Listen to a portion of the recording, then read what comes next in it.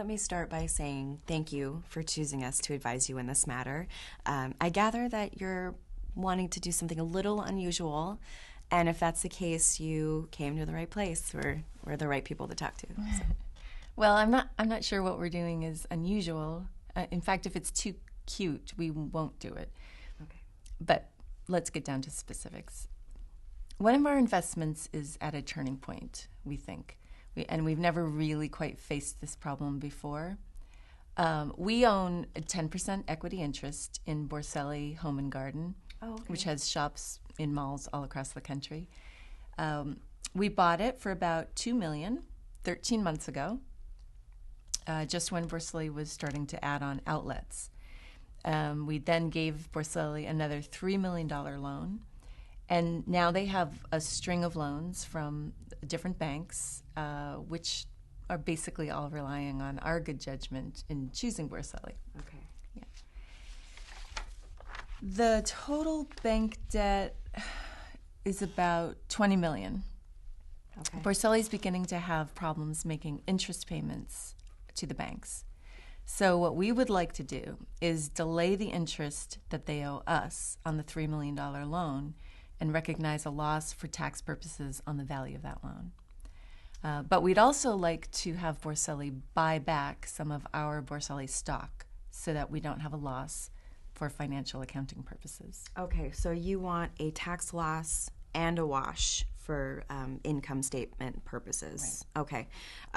And just to get, put you at ease, your investors won't see this as a bad sign for Borselli's future and pull out or anything. Okay. Okay. So let me ask you a few questions just to get started. Has Borselli made a profit since it's been incorporated? Oh, no. We asked the owners who were sole proprietors of Borselli to incorporate just before we got involved. Okay. That way we could buy stock from them instead of being co-owners in some other way. Okay, of course. Yes, I realize that venture capitalists normally prefer the potential investment opportunities as corporations because it usually offers more certainty in security matters and lots of tax advantages and such. So, yeah. So the move that we're considering would reduce our stock position in Borselli and increase its debt to us. We would just like the two changes to be offsetting in amounts. In fact, we more or less have to have it that way in order to have the result not violate the terms of Borselli's loans with the banks. Okay. See, the banks were willing to lend up to 80% of the total amount of new capital available to Borselli, and the price of the Borselli stocks that we bought and our loan to them was the other 20%.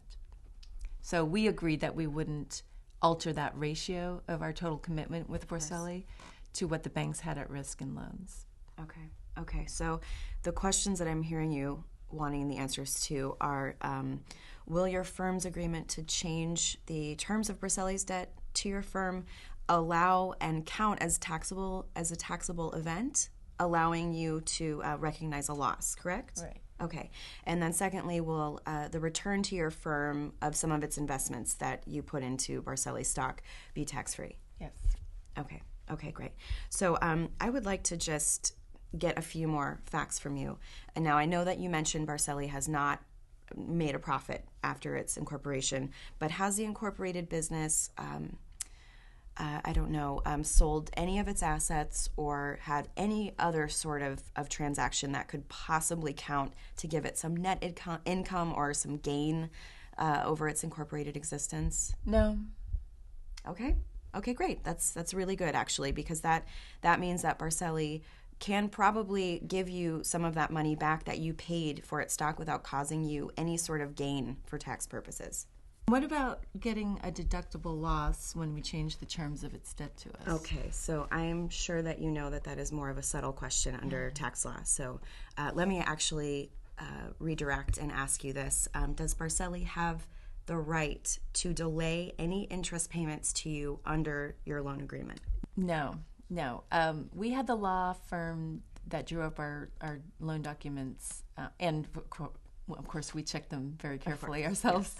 Yes, I'm confident that they know better not to allow that kind of flexibility. Okay. Yeah, we would like the decision about changes in the deal to be entirely up to us. Okay, great. So in this case, then, the part of what you want to do is actually looking really good from a tax angle as well. Okay. So I know you may know that the regs say a material change to a debt instrument that neither party can make unilaterally is a disposition, which means it's actually a taxable event. Now, in our situation, that means that you can actually claim a loss for tax purposes. Okay. So, but the tricky part is the regs contain a number of qualifications. So we'll really have to take some time and review your transaction to make sure that you qualify for this. Well, that's why I came to you. Okay. Great. So let's get to it. Okay, great.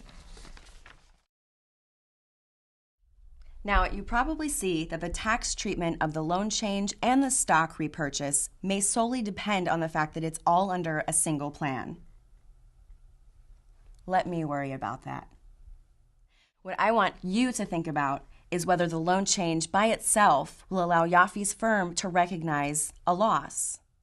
Even though the regs say modifications of the terms of a loan can be a disposition and so a realization of an event, the regs also put a lot of restrictions on this.